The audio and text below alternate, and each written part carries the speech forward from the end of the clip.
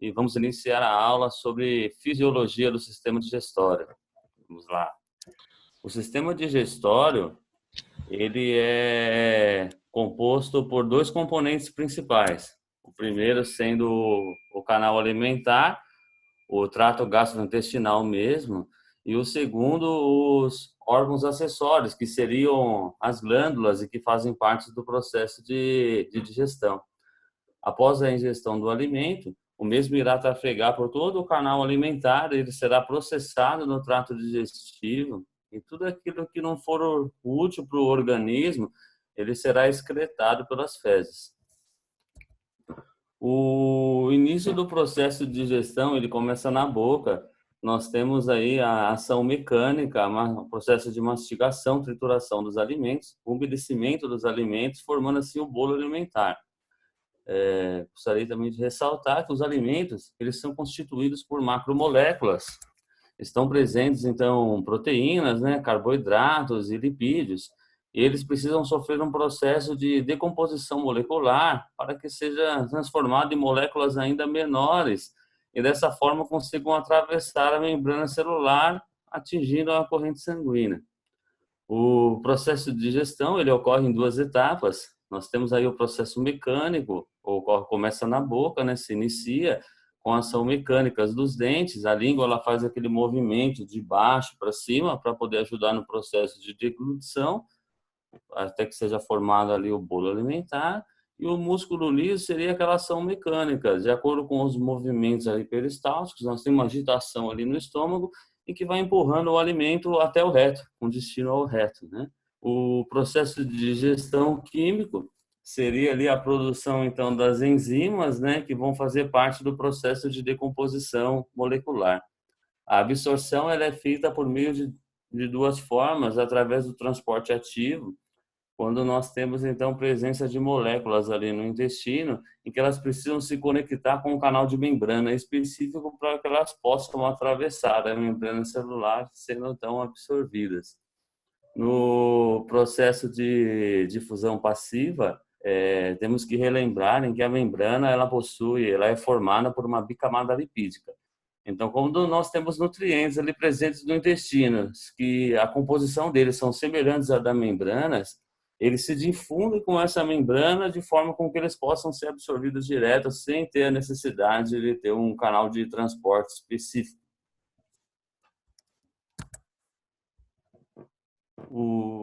Como eu tinha mencionado, né, o início da digestão começa na boca, então as glândulas salivares são importantes, mas nós temos o papel muito importante dos dentes. Nós temos os dentes aqui anteriores, são os dentes incisivos, eles são responsáveis por fazer o corte dos alimentos. E os dentes molares, que estão localizados mais na parte posterior, próximo do dente do siso, eles são responsáveis por fazer a trituração dos alimentos. As glândulas, então, nós temos a glândula parótida, ela é responsável por produzir e secretar a enzima amilase salivar. Ela vai fazer, então, a degradação do amido, parcialmente, né, no início da boca, formando aí moléculas de monossacarídeos ou disacarídeos. As outras glândulas, como a glândula sublinguar e a glândula submandibular, elas são necessárias para a produção de saliva, elas produzem também um percentual, um número pequeno de enzimas, como a amilase salivar.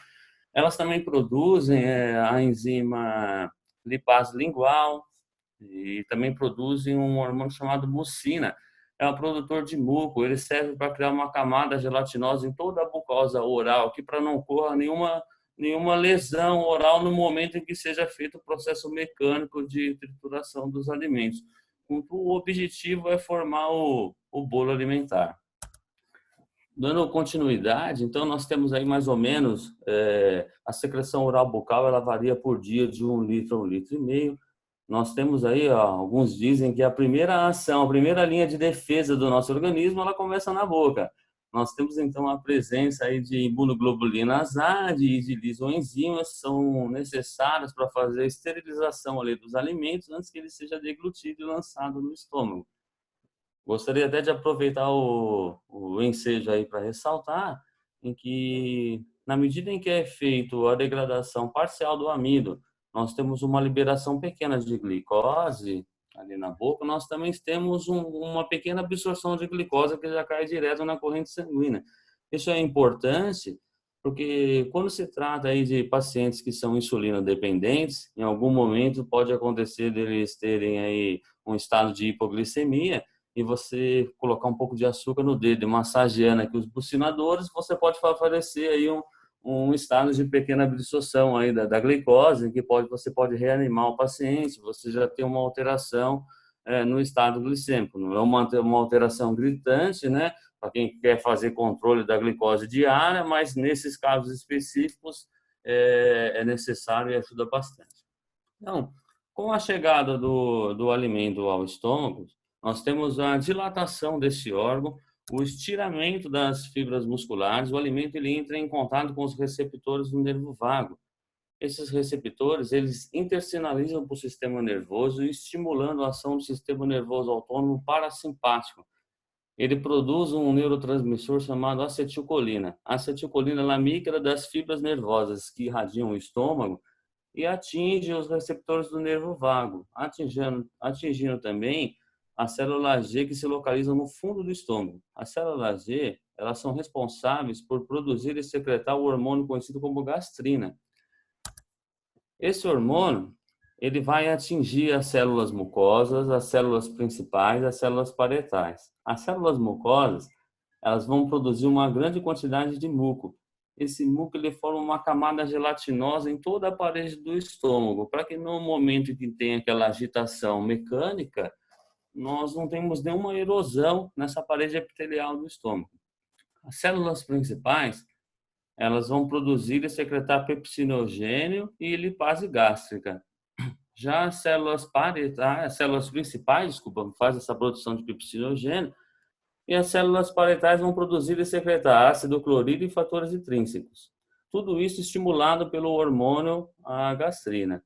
O ácido clorídrico, ele vai fazer a ativação do pepsinogênio e pepsina. A pepsina é a forma ativa do pepsinogênio, uma enzima que ela faz degradação da cadeia proteica. A cadeia proteica que vem presente dos alimentos no estômago, ela vai fazer a digestão, a decomposição molecular dessa cadeia. O ácido clorídrico também, ele faz a esterilização de todos os alimentos que estão presentes no estômago. Ele tem um pH muito específico, varia de 0,8 até 2. É um pH muito ácido, muito forte. Ele também desdobra a cadeia proteica da proteína para facilitar a ação da enzima pepsina. Então, a pepsina vai lá, vai fazer a degradação. Para quem não está muito conectado, não conhece esse termo, então vai fazer a quebra, né? Não é um termo muito correto, mas é a quebra da proteína e vai transformar em tripeptídeos, dipeptídeos, polipeptídeos em moléculas menores, moléculas que vão fazer parte de um produto que vai ser formado e gerado no estômago, que será o quimo. Nós temos também a produção para as células principais, que são a lipase gástrica. Ela tem uma ação muito pequena no estômago, mas todos os alimentos lipídios que estão presentes, junto com os triacilgliceróis, eles têm algumas vitaminas lipossolúveis. E a lipase gástrica, ela faz a liberação dessas vitaminas no estômago, para no momento em que esse conteúdo for esvaziando para o intestino, para a primeira parte do intestino, no duodeno, nós temos então ali essas vitaminas livres para absorção. E em outro momento, numa outra aula, a gente pode combinar de abordar, posso especificar aí como que é absorvido o transporte de cada vitamina. Hoje eu não vou entrar muito em detalhes. O hormônio, a gastrina, ele promove então o fechamento do esfíncter esofágico inferior e promove então a abertura, o relaxamento do esfíncter pilórico. Também promove o relaxamento da válvula ileocecal, aquela que está um pouco mais para frente. E o quimo, esse produto que é formado no estômago, ele vai esvaziando lentamente para a primeira parte do intestino delgado, que seria o duodeno. O duodeno ele vai se dilatando. Dessa forma com que ele se dilata, ele tem então uma ativação dos quimioreceptores.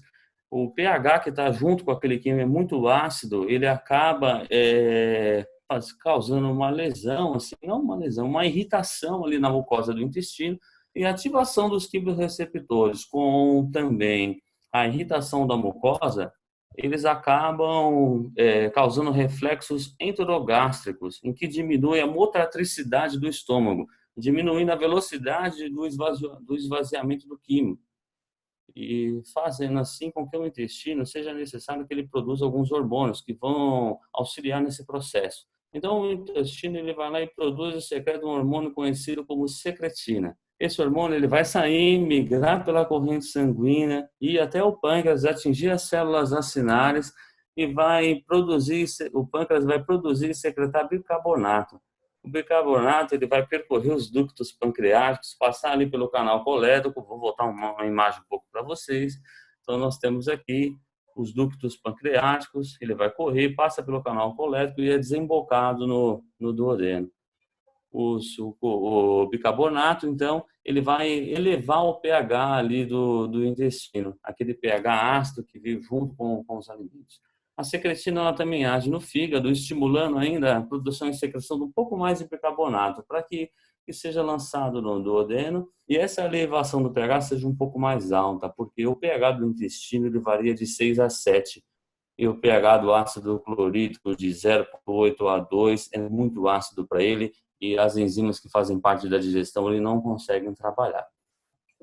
Em seguida, o intestino produz e secreta outro hormônio, que é a colecitocinina. A colecitocinina, ela também vai migrar pelo sangue e vai atingir as células acinárias do pâncreas, que vão produzir e secretar o suco pancreático.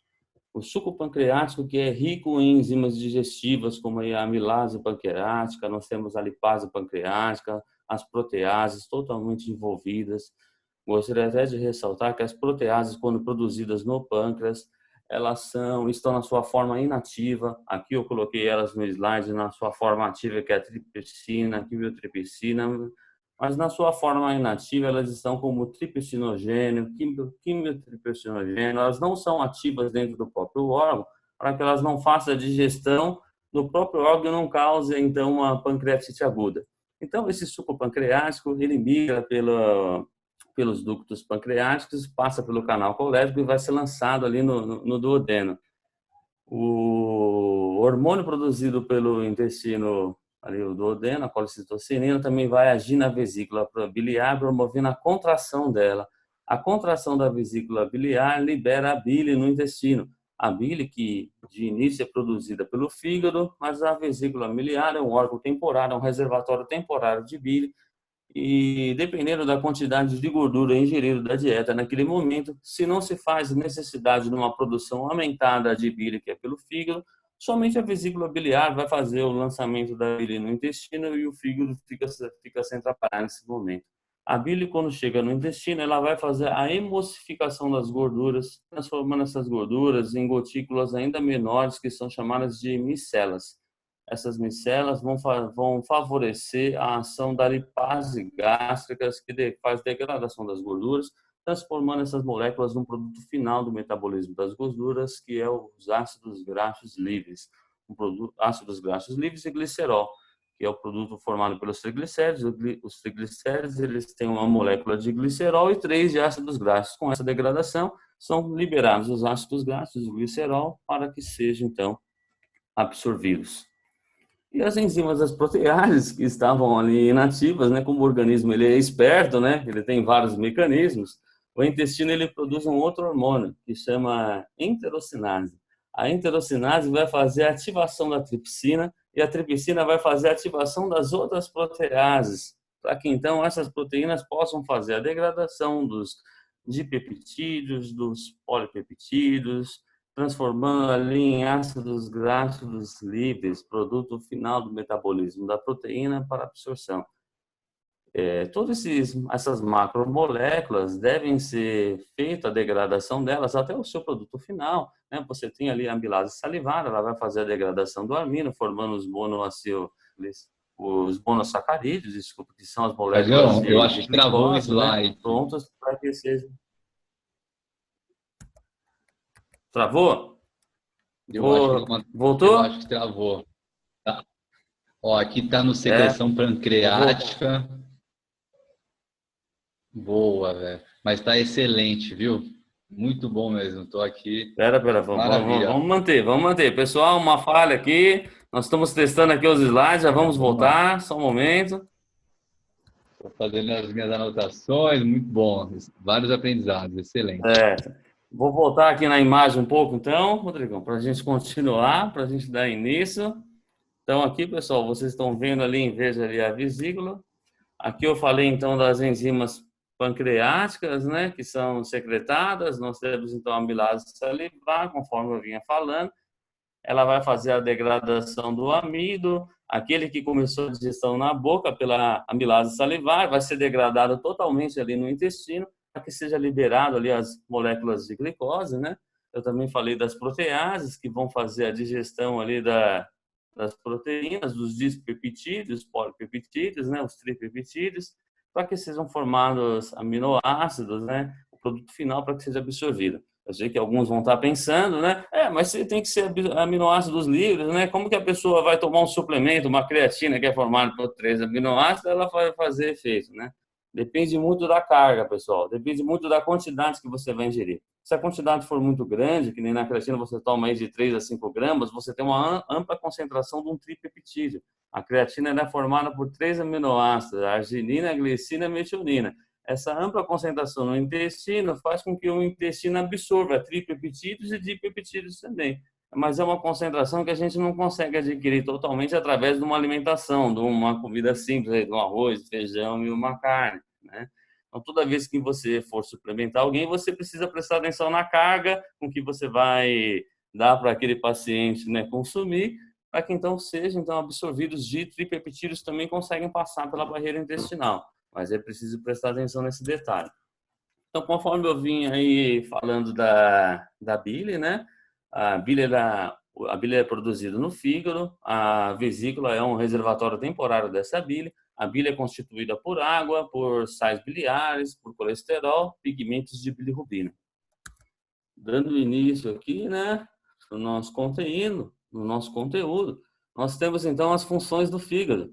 O fígado ele metaboliza carboidratos, lipídios e proteínas. Ele faz processamentos de fármacos, de hormônios, a excreção de bilirrubina. A bilirrubina ela tem um metabolismo interessante porque ela vem do estágio da hemoglobina. A hemoglobina que faz aí o transporte de oxigênio, quando ela perde a sua função, ela vai sofrendo aí a degradação, se transforma em bilirrubina, e no fígado a bilirrubina ela é um produto da bile também, né? Ela vai se degradar em biliverdina, vai ser liberada ali nas fezes. O fígado ele tem armazenamento então também de carboidratos na forma aí de glicose, né? A reserva de glicose é o glicogênio hepático. Ele também armazena as vitaminas lipossolúveis, as vitaminas A, D, E e K, e a vitamina B12, os minerais como ferro. A fagocitose, pessoal, o sistema de fagocitose no fígado ele é baixo. São macrófagos que percorrem, então, a corrente sanguínea e, quando eles se alojam no fígado, eles recebem o nome de células de Kupffer. Essas células elas têm uma ação de fagocitose, de eliminação ali dos micro-organismos, mas não é uma ação muito alta, tá, pessoal? Nós temos também uma ativação da vitamina D no fígado e em outros órgãos. O fígado é o único órgão que reserva a vitamina D. A vitamina D inativa, na forma de calcidiol. E na sua forma ativa, né, através de processos aí bioquímicos, você tem, então, a ativação da vitamina D como calcitriol. Então, o fígado ele tanto armazena a vitamina D inativa, quanto a ativação dela também ocorre no próprio órgão. Então, vamos voltar um pouco mais, vou relatar algumas coisas, alguns outros temas, falar da movimentação do alimento no canal alimentar, que é o gastrointestinal. No esôfago, após ser formado o bolo alimentar na boca, esse bolo alimentar ele é deglutido, passa pelo esfíncter esofágico superior, que é ali no músculo cricofaríngeo, e através dos movimentos peristálticos que ocorrem a cada 4 ou 8 segundos, esse alimento ele vai sendo empurrado em direção ao reto, em direção ao estômago, né? E através de receptores ele causa o relaxamento do esfíncter esofágico inferior, o que faz com que esse bolo alimentar chegue ao estômago. Eu acho que os slides parou novamente aqui, Rodrigo. Tá passando os slides aí? Bom, vamos lá. Tá no Então, estômago, a fase fase cefálica. é Isso, beleza, tá passando direitinho, legal. Então, essa fase cefálica, pessoal, ela não ocorre só no estômago. Eu coloquei aqui no slide no estômago, mas ela ocorre também na vesícula biliar, ela ocorre no pâncreas. E eu vou dar até um exemplo para vocês, para que fique, para elucidar melhor para todos, e fique bem entendido. Antes de eu dar o exemplo, eu gostaria de dizer em que o canal alimentar ele tem fibras nervosas que revestem todo ele até o reto, desde o esôfago até o reto. Essas fibras nervosas elas recebem estímulos parasimpáticos e estímulos simpáticos. O estímulo simpático é quando nós temos o aumento da adrenalina, o aumento da noradrenalina e da epinefrina. Esses hormônios ele causam diminuição do fluxo sanguíneo, diminuição das secreções, e a estimulação parasimpática é quando nós temos o predominante, o aumento daquele neurotransmissor acetilcolina, que faz a ativação aí de todas as secreções, tanto no estômago, mas a acetilcolina também faz as secreções do pâncreas, que produz suco pancreático, também produz uma parcela de bicarbonato e também contrai a vesícula biliar. Então, nesse processo da fase cefálica, imaginem que vocês estão há 4 horas sem comer, 4 horas em jejum, nós já começamos a ter aí uma alteração no estado glicêmico. E se você passar na frente de uma padaria e sentir aquele cheiro de pão fresco, aquele cheiro de pão fresquinho que acabou de sair, você já vai ter aí, já vai ativar os seus receptores aqui na região da face, esses receptores intersinalizam para o sistema nervoso, você já tem aquela memória daquele pão fresco, né? Aquele cheiro já te desperta, aciona a sua memória quando você passa aquela margarina no pão e dá aquela derretida, né? E isso estimula o sistema parasimpático, o sistema nervoso autônomo parasimpático. E se você entrar na padaria e ver o padeiro pegando aquele pão e jogando naquele cesto, então a visão ali, nós temos receptores na retina que também fazem a comunicação com o sistema nervoso. E o sistema nervoso libera, então, a produção de acetilcolina. Libera, essa acetilcolina age nas glândulas, a glândula enche você cheio de saliva. Aí quando você está com muita fome, você vê o alimento, tem aquela expressão, nossa, esse alimento me deu água na boca, né? Então, essa acetilcolina irradia pelas fibras nervosas, faz com que no estômago nós temos as secreções de ácido clorídrico, da gastrina, nós temos então o pepsinogênio. No pâncreas, ele secreta o bicarbonato, conforme eu havia falado, ele também secreta o suco pancreático rico em enzimas, né? Só que esse processo de secreção, ele é em torno de 20%. Ele não consegue fazer a digestão de um alimento, né? Ele fica esperando, é como se fosse um aviso, ele está esperando a hora que o bolo alimentar vai ser deglutido, né? E o alimento chega no estômago. É por isso que a segunda fase, nós temos a fase gástrica. Conforme eu havia falado anteriormente, quando o bolo alimentar chega no estômago e nós temos o dilatamento do órgão, o estiramento do órgão, o contato daquele bolo alimentar com os receptores do nervo vago, isso estimula toda a comunicação com o sistema nervoso e aumenta a produção de acetilcolina. Esse aumento da produção estimula todas aquelas secreções gástricas em que eu mencionei anteriormente, que são necessárias para que seja formado o quimo, aquele produto que vai ser lançado no intestino.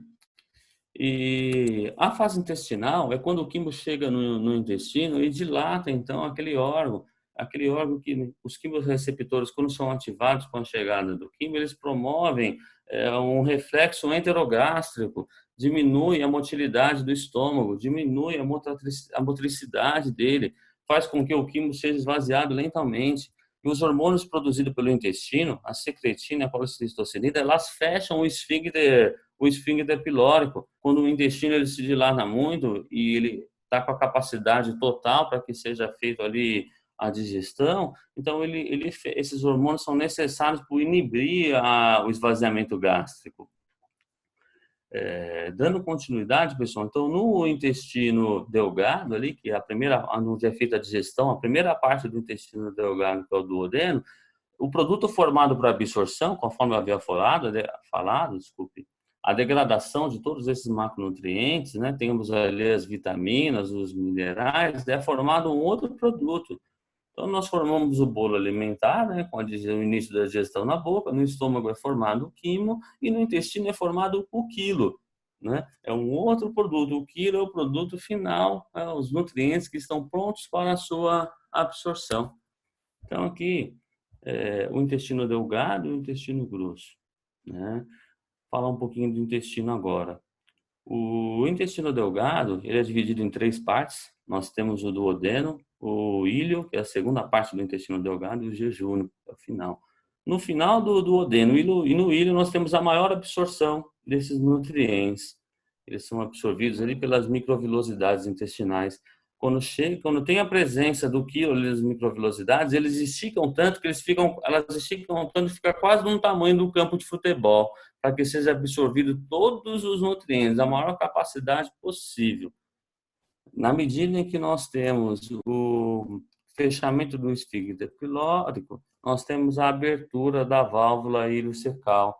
Ela abre e contrai, abre e contrai. A contração ela faz para que mantenha os nutrientes por mais tempo ali no íleo, né, para que seja absorvidos uma maior quantidade desse produto. E quando todo o produto é utilizado, quando nós temos aqueles nutrientes que não vão ser necessários, aquele excesso, né, de nutrientes que devem ser excretados pelas fezes, eles migram do íleo para o cólon, né? E ali no intestino grosso, na primeira parte do intestino grosso, nós vamos ter absorção de água, nós vamos ter absorção de eletrólitos, nós vamos ter absorção de vitaminas. Podem ser reabsorvidos também, porque como na bile, conforme foi mencionado antes, ela é constituída por sais biliares, então esses produtos podem ser reabsorvidos. Nós podemos ter reabsorção de cálcio, reabsorção de sódio, de potássio, de outras vitaminas e vários outros nutrientes.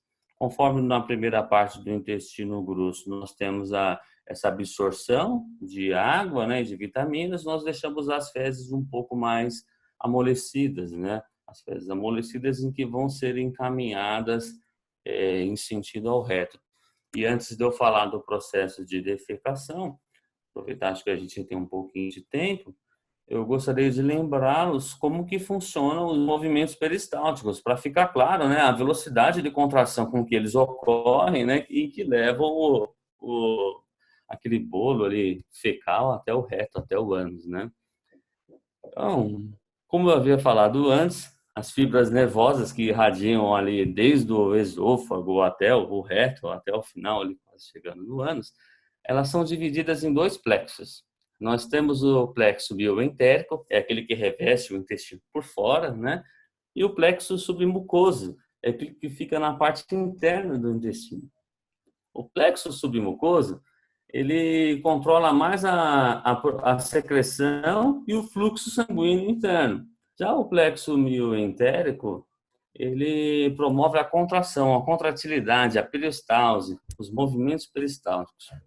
E nós temos ali uma eletricidade que corre entre as fibras. Desculpa, pessoal. Essa eletricidade, elas são ondas lentas. Essas ondas lentas, elas ocorrem por um potencial de membrana gástrico. Não, é um potencial de ação. É um potencial de membrana gástrico. Por mais que haja semelhança, nós temos a entrada de sódio para dentro da membrana que despolariza a membrana, uma saída de potássio, que é uma repolarização, os volts gerados são de 5 a 15 milivolts. Eles não conseguem gerar o potencial de ação. Eles mantêm o intestino em funcionamento, mas esses volts não conseguem fazer contração também, tá, pessoal? Em algum momento, devido aos reflexos do intestino, quando chega ali aquele produto, nós ativamos um outro potencial, o potencial de espícula. E esse sim, potencial de espícula, ele é um potencial de ação. E junto com a entrada de sódio dentro da célula, nós temos também a entrada de cálcio. O cálcio, ele ativa os filamentos de miosina, faz a conexão dela com os filamentos de actina, promove o deslizamento das fibras e a contração do músculo liso. Essa contração com o potencial de espícula, que é um potencial de ação, os milivolts variam de 50 a 60 milivolts. Então, eles conseguem fazer uma contração forte. Essa contração forte, eles formam um anel aromático no intestino com que vai empurrando aquele produto até o reto. E com essas contrações fortes, Então, nós temos aqui, agora vamos iniciar, então, desculpa aí por falar um pouquinho, mas tem gente que não lembra, não está lembrado de como funcionam os movimentos peristálticos. Eu nem sabia que eu ia ter tempo deles de falar, estou olhando mais ou Tiagão, menos o cronômetro, eu resolvi relembrar um pouquinho. Então, o tá no processo aí defecação? de defecação, isso, o último slide, Rodrigão. Só falei um pouco dos movimentos Maravilha. peristálticos, para lembrar aqui que eu falei alguns slides, né? Então, vamos dando continuidade na defecação. Então, nós formamos ali aquele anel aromático devido ao potencial de ação de espígula e ele vai fazendo a contração forte, contração rápida, empurrando o bolo fecal para o reto. Quando chega no o reto, ele não tem armazenamento de fezes, ele é livre, ele não tem armazenamento de nada. Portanto, quando esse bolo fecal chega lá, ele se distende. Aí nós temos todo um complexo ativado. A nossa epiglote, que fica ali na orofaringe, ela faz o tamponeamento ou do canal alimentar ou ali da traqueia, ali do canal da respiração, em que vai ali para o pulmão, que tem a troca ali de oxigênio com gás carbônico, né, pessoal? Então, nesse momento, a epiglote ela faz o tamponeamento do canal alimentar e nós aumentamos a inspiração. O diafragma ele abaixa, nós temos uma contração intraabdominal muito forte, uma contração da pelve, né? E esses reflexos do intestino, eles intersinalizam para o sistema nervoso, nós temos uma produção aumentada de acetilcolina, uma concentração do potencial de ação muito forte, com que promove aí o relaxamento do esfíncter interno, que está localizado entre o colo ali sigmoide e o reto, né? O adiamento dele para que então o esfíncter externo, que ele é controlado por nós mesmos. Como eu quero dizer, o parasimpático ali, o mecanismo, ele controla a válvula interna do reto. A válvula externa é de acordo com as nossas emoções. A gente está muito nervoso, às vezes a gente contrai, a pessoa fala, eu não consigo ir no banheiro, né? Mas se a gente estiver relaxado, todos esses movimentos que ocorreram anteriores, você consegue fazer o processo de defecação. Então, é importante isso, vocês relembrarem que quando esse conteúdo chega no reto, ele ativa receptores que vão promover os sinais para o sistema nervoso. Esses sinais vão liberar mais ainda a concentração do potencial de ação, vai promover as contração muito forte. Então, relembrando um pouquinho, nós temos então uma inspiração, ao abaixamento do diafragma, a contração da pelve, contração intraabdominal, todos esses recursos para que você consiga contrair, ter o relaxamento do esfíncter e da válvula interna no reto. E se você estiver relaxado, a válvula externa, né, ela contrai e relaxa, você vai conseguir defecar. Então, pessoal, agora nós estamos aí finalizando a aula. Temos aqui eu tenho as referências da onde eu retirei todo esse conteúdo, os livros Guyton, o Tratado de Fisiologia Médica, tem o Bernard Levy de Fisiologia. Gostaria, inclusive, de aproveitar o ensejo para falar que eu agradeço muito o convite por estar aqui na Escola do Nutri, ministrando essa aula de Fisiologia do Sistema Digestório para vocês. Eu sou agora professor auxiliar aí, agradeço o convite do Rodrigo, do Evandro, e nós vamos marcar outras aulas, eu vou estar ministrando outros conteúdos aí de bioquímica ou outras coisas que eu possam transmitir o maior número de conhecimentos para vocês. E o site aí é escoladonutri.com.br. Aqueles que não estão inscritos poderão lá se inscrever, conta com acesso gratuito por 7 dias. Tem outros professores sensacionais em que vão estar ministrando conteúdos lá, o próprio Rodrigo Moreira, tem o professor Evandro também, tem outros professores que estão chegando e as aulas deles vão ser nas semanas aí subsequentes, conteúdos muito legais. Essa aula que está sendo ao vivo hoje vai ser salva lá na Escola do Nutri para todos os alunos em que tiverem já cadastrados acesso, poderão ter acesso. Quem infelizmente não pôde assistir hoje vai poder assistir a aula por lá. E aqueles em que não têm acesso, eu aconselho que conheçam a escola, aproveitem então a oportunidade em que o pessoal está dando aí dos 7 dias grátis, conheça a plataforma, veja os conteúdos que já tem salvo lá, de repente vocês se interessam pelos conteúdos, nós temos aí a missão de compartilhar conhecimentos técnicos, científicos, para melhorar aí a capacitação profissional de todos e que todos tenham aí um desenvolvimento aí na sua carreira. Eu gostaria até de promover aí o meu contato no Instagram, para que vocês queiram me seguir. Semanalmente eu tenho a publicação aí de artigos, sempre se baseando na ciência, sempre com embasamento científico. Então, arroba aí nutricionista Thiago Nunes, também tem meu telefone para aqueles que quiserem assim entrar em contato comigo, requisitando aí os serviços. E agora nós vamos abrir aí no decorrer da aula, ficou um chat aí para perguntas, aqueles que escreveram aí ou quiserem escrever agora alguma pergunta, nós vamos tentar aí estar sanando as dúvidas de vocês. Valeu, pessoal. Thiagão, primeiro, parabenizar pela excelente apresentação, muito conteúdo, precisaríamos de mais tempo para essa Certeza. abordagem, né? Para que você conseguisse não só distribuir tanto conhecimento, mas fazer com que aqueles que ainda não tenham a base conseguissem ter toda a assimilação de tanta boa informação que você passou. Eu mesmo fiz uma série de anotações, porque são temas que é importante reviver, e tenho certeza que alguns eu escutei até pela primeira vez, com tantos detalhamentos que você apresentou. Então, foi muito enriquecedor. Eu queria acrescentar alguns pontos, já que o pessoal online não tem a demanda que tem do pessoal que acompanha depois, né? Então, de qualquer maneira, é importante a gente continuar um bate-papo aqui, falando um pouco Oh, mais. legal. E trazendo para a vivência prática de alguns pontos, essa digestão mecânica dos alimentos é um ponto pertinente, que você já abordou. Então, os formatos com que você faz o consumo do alimento, quanto mais ele já for mecanicamente, até externamente, produzido, processado, a tendência é que menos processamento natural tenhamos de necessidade, e isso impacta nos mecanismos de liberações hormonais e saciedade envolvida. Eu achei muito bacana esse ponto, além de você trazer de uma forma muito clara como tudo isso acontece, eu consegui visualizar de parte a parte. Então, o propósito da fisiologia foi extremamente bem apresentada.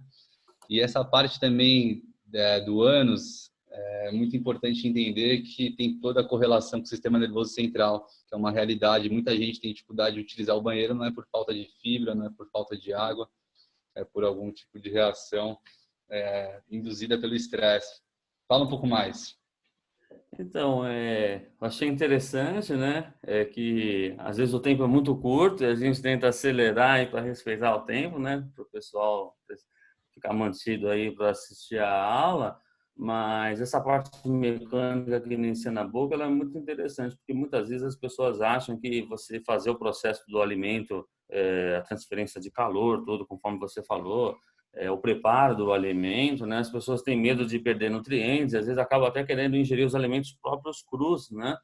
E quando você ingere o alimento cru, uma beterraba ralada, uma cenoura ralada, é necessário com que você triture muito bem esses alimentos, porque você vai quebrar a celulose desses alimentos. É um tipo de fibra, de carboidrato, ali, fibra que a gente, nosso organismo, o estômago, o intestino, não consegue digerir essas fibras. E são os nossos dentes em que vão destruir essa celulose por conta do alimento estar cru, né? E no processo de preparação, quando a gente faz, seja cozinhando o alimento ou refogando, tudo, né? Você acaba tendo uma biodisponibilidade maior dos nutrientes desse alimento e você acaba destruindo um pouco essas fibras, o que torna mais digestível, né? E às vezes aumenta até a palatabilidade do produto, né? Então é um ponto assim interessante, Ó, como você falou Priscila, também aí no final agora, posso continuar, não sei, dessa parte aí do sistema pode. nervoso, né? Realmente, nós vivemos num ambiente hoje em que é meio exaustivo, é um cansaço emocional muito grande, né? Inclusive, aí, com essa pandemia agora, então as pessoas estão sofrendo bastante. E quando você tem um descontrole emocional, se você ativar o seu sistema parasimpático, se você tem uma produção muito de adrenalina, você está muito afobado, muito nervoso, e dessa forma você for no banheiro, você pode ingerir a quantidade de fibra que você quiser, a quantidade de gordura que você quiser para estimular esses movimentos aí peristaltos, irritar ali as microvelocidades de causar um processo de defecação que vai ser, mesmo assim vai ser difícil, né? Então, é importante ressaltar isso para as pessoas. Eu sei que é difícil você ter o seu autocontrole, não ser aprisionado dentro das suas emoções, mas tem que começar a treinar e fazer um teste. Que legal, muito bom. Eu vou perguntar o que a Priscila mandou. Quais dificuldades uma pancreatite pode causar na digestão? A gente sabe que o impacto de amilase e lipase é bem expressivo, né? Uhum. Na verdade, precisa primeiro estudar aí essa causa da pancreatite, né? Porque normalmente, né, nós temos um cálculo biliar, um cálculo ali na vesícula e ele migra ali pelo ducto cístico, passa pelo canal colédrico ali e entope o canal colédrico. Então, quando você vai e come alguma coisa, quando o quimo chega ali à presença no intestino, o pâncreas vai produzir suco pancreático, só que o suco pancreático ele não consegue passar, ele volta com as enzimas ativas e acaba degradando o próprio órgão. Isso é um caso, né? E aí causa uma pancreatite aguda. Também temos outra situação, quando nós temos o dilatamento da vesícula biliar, a inflamação dela, como ela é um órgão que ela fica muito próximo do pâncreas, ela acaba ficando em cima, ela encosta no pâncreas. O pâncreas é um órgão muito sensível e acaba, então, numa pancreatite aguda causando isso. É um mecanismo em que você acaba indo no pronto-socorro, é uma dor aguda muito grande e a terapia nutricional é jejum. Jejum, né, para que a pessoa não exija que o pâncreas trabalhe, o pâncreas não pode secretar um suco pancreático para ter que fazer uma digestão. E aí entra o papel do médico para com uma terapia aí fazendo o soro glicosado na veia, se for necessário, se o paciente estiver perdendo muito peso, talvez uma dieta parenteral, quando você tem um aporte de nutrientes já direto na corrente sanguínea, esse é o maior ponto. Agora, isso numa pancreatite aguda. Agora, quando as pessoas têm pancreatite crônica, né, sendo uma anomalia do pâncreas, né, às vezes a pessoa tem um pâncreas diviso, que é o estreitamento ali dos ductos pancreáticos, uma má formação, né, do pâncreas, ou até mesmo a pessoa é alcoólatra, né? A gente tenta conciliar, suplementando enzimas aí para que ajude no processo de digestão. Bom, Travou aí, agora, muito Rodrigão? boa Tá resposta. falando? Excelente. Em uma pessoa com úlcera, por exemplo, quais alimentos devem ser evitados? Uhum. A Kelly Rodrigues.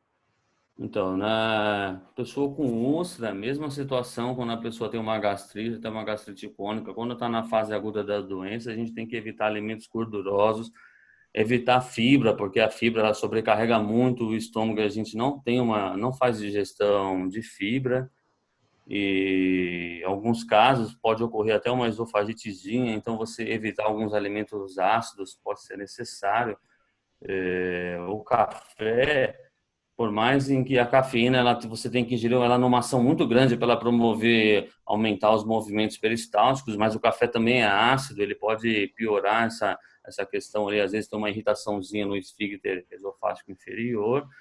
E tem alguns chás que ajudam na digestão, em que são anti-inflamatórios, eles tiram um pouco esses sintomas de epigastralgia ou pirose, né? Então, eles podem ser um auxílio aí tradicional. E foi interessante essa questão da úlcera, porque normalmente ela acomete uma camada do estômago que atinge ali as células parietais, e aí você tem uma ineficiência de produção do ácido clorídrico, atinge às vezes as células principais, você tem uma ineficiência de pepsinogênio, né? Ou só a ineficiência de ácido clorídrico você já impacta na digestão aí da pessoa. Então tem que ter cuidado até na quantidade de comida que vai ser ingerido ali. E aí a gente já pode aproveitar, já que tem vitaminas e minerais em que predispõem dos fatores intrínsecos que são secretados pelas células principais, a gente pode até suplementar a vitamina B12 e ferro aí nesse estágio, já que a absorção vai ser mais difícil. Travou aí, Rodrigão, tá tudo Muito bem? bom, Às vezes a excelente. internet fica meio ruim aqui. Não, a imagem dá umas travadas, mas o áudio fica perfeito e a compreensão Posso, excelente tá bom. também. Muito boa resposta. Ó, o Caio, ele perguntou sobre as doenças inflamatórias no intestino, se alteram o seu funcionamento. Primeiro a Conseguiu gente precisa visualizar? evidenciar aí, diagnosticar, já não é o nosso papel, né, é do médico, mas a gente precisa ter o diagnóstico de que doenças são essas, né? Então, às vezes aí a gente tem uma doença celíaca que é restrita mais ao glúten, né? E tudo que tem uma inflamação no intestino, a gente tira os alimentos em que causam irritação ou que exigem uma digestão maior, que causam gases. Então, nesses casos específicos, a gente acaba tirando a lactose, tira o glúten, e o uso de fibra é restrito, é muito restrito. A gente tem que prestar atenção aí na qualidade de vida do paciente. se ele é um paciente que evacua bem, se é um paciente que não evacua, para ver qual é o tipo de fibra que a gente vai colocar. Se é uma fibra solúvel, se é uma fibra insolúvel. Mas é um processo da doença celíaca que às vezes englobam também uma série de medicamentos, que é a critério médico que vai avaliar, mas é uma coisa que a gente consegue controlar mais também com a alimentação. Agora, tem outras doenças intestinais, como a doença de Crohn, que aí é doença autoimune, já a terapia nutricional vai consistir em dar um maior conforto para o intestino e tentar ajudar na redução dos sintomas, né? Lembrando que a intervenção nutricional ela leva um tempo, então a gente precisa que o paciente se adeque no estilo de vida dele e consiga manter ter uma consistência da dieta, porque muitas vezes leva 15, 20 dias aí para regularizar, ter o objetivo que a gente quer. E quem tem um efeito maior sobre isso, num curto espaço de tempo, é o medicamento, né? E quando os dois casam, a dieta com o medicamento, aí fica perfeito. Então, a gente precisa saber muito bem com o que a gente está lidando, que tipo de inflamação é essa, né? Se é divertículo, se está com uma diverticulose, ou se já migrou para diverticulite, se a gente vai restringir fibra, se vai restringir grãos, né? Enfim, certinho para a gente poder prescrever. Mas normalmente a gente acaba tratando os efeitos colaterais, né? A dor intestinal, é ali a presença de gases, então tira o glúten, tira a lactose, restringe a fibra, às vezes a fibra solúvel para ajudar aí na facilidade para evacuar, para soltar um pouco o intestino, e assim vai. Muito bom, muito bom. E também os food maps, né, que nós temos que levar em consideração as fermentações. Tem tantos alimentos que são super saudáveis, mas em alguns casos precisam ser levados em consideração que devem ser reduzidos ou até evitados, né? Então, aí cita novamente a lactose, infelizmente. Às vezes você vai pegar uma maçã que vai ter frutose, poliol, você pega um damasco, que também tem poliol e é super saudável, e algumas pessoas sentem fermentação. Nessa parte dietoterápica, existem algumas especificidades bem interessantes para as inflamações intestinais, inclusive de leguminosas, né, também por decorrência das complicações dos fatores antinutricionais, da inflamação para quem está em estado de inflamação, a diverticulite é um quadro, os cuidados nesse sentido são muito grandes, o álcool, né, também é um ponto bem deletério, mas muito bom, muito bom. Gostaria, olha que legal, o Caio disse entendi perfeito. Então eu queria, Tiagão, que você fizesse mais alguns desfechos, trouxesse mais alguma outra informação, se tiver, que você não tenha abordado, que você queira acrescentar, para a gente concluir. Caso alguém tenha mais alguma dúvida, aproveite para enviar, enquanto o Tiago vai Legal. fazendo a Vamos finalização. aproveitar agora que nós já evidenciamos a aula, né? Vai estar salvo lá na plataforma da Escola do Nutri. Então, quem não teve acesso ao início da aula, pegou pela metade, vai poder ali assistir na íntegra. Então, já que eu falei e expliquei toda a fisiologia, eu gostaria de ressaltar uns pontos ali sobre os hormônios em que agem devido à saciedade. Então, a colecistocinina, ela é produzida ali no intestino, ali no duodeno, com a presença maior de gorduras, né, gorduras e proteínas. E esse hormônio, ele age também lá nos centros hipotalâmicos e promove a liberação ali de hormônios sacetogênicos, onde vai dar mais saciedade para a pessoa que está ali consumindo os alimentos no momento, né? Então, para aquela pessoa que procura aí, e sente fome quase a todo momento e procura ter saciedade, esse é um ponto já favorável da dieta.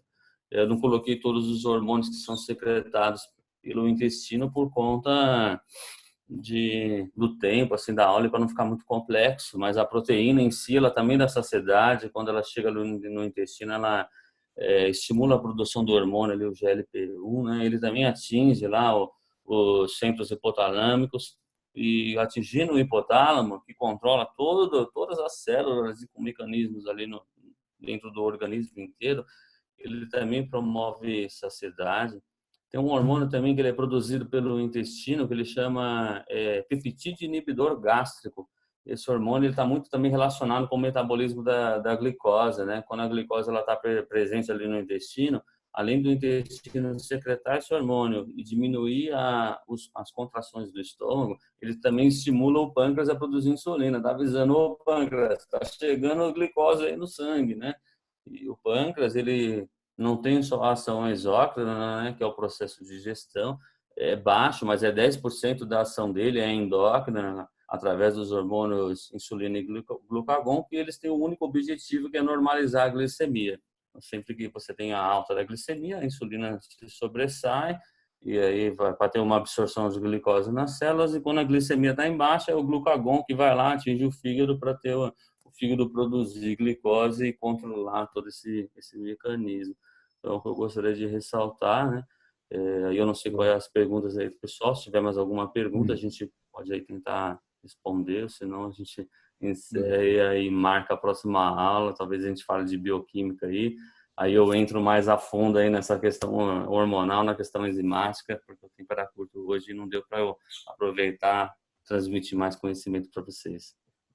Foi muito bom. E explica um pouquinho essa situação que você abordou, do sucesso das dietas hiperproteicas em relação a essa condição de saciedade, que é um ponto-chave para você conseguir se manter em restrição energética, mas ao mesmo tempo é pertinente colocar que ainda tem que ter um controle alimentar, né? Porque mesmo você sentindo a saciedade, às vezes a vontade de comer, né, e os cuidados em relação à organização da alimentação são pontos que devem ser sempre trabalhados, né, além dos mecanismos esperados fisiológicos envolvidos, né, e a proteína realmente, além da colicistoquinina, a globulina similar ao glucagon, polipeptídeo pancreático, né? E todos esses agem com sinergia muito alta com o sistema nervoso central e sistema entérico. Então, só para concluir, eu achei muito bacana mesmo a apresentação, muito enriquecedora. Vamos estruturar a próxima aula. E aí, queria agradecer por todos os alunos que estiveram presentes e que qualquer outra dúvida, para quem não conseguiu estar presente ou para quem mesmo esteve e lembrou de alguma questão, deixe lá, que aí eu passo para o Thiago, ele responde e a gente vai gerar esse aprendizado acelerado com professores como o Thiago, que trazem informações de qualidade de uma maneira bastante clara. Basta, né, você ter ali o envolvimento com tudo que está sendo falado para que você consiga replicar, trazer tudo isso para a sua realidade da melhor maneira possível. Esse é o objetivo daqui, é trazer conhecimentos baseados em evidências, mas que realmente a pessoa consiga assimilar e com isso se beneficiar. Então, obrigado, Tiagão, pela aula ministrada.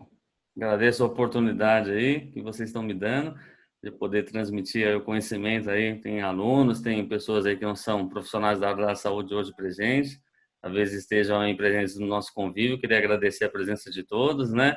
Dizer que é um prazer poder estar aqui na plataforma de vocês, transmitindo todo o meu conhecimento e adquirindo também. De certa forma, a gente sempre acaba aprendendo com as pessoas, né? Independente da sua profissionalidade aí. E a gente vai conversando aí, vamos agendar a próxima aula e a gente espera adquirir o maior número de pessoas conectadas aí para que a gente possa aí transmitir. Valeu, galera. Uma boa noite para todos e até próxima sábado tem uma nova aula. Fiquem atentos que a gente vai divulgar certinho para todos poderem estar presentes.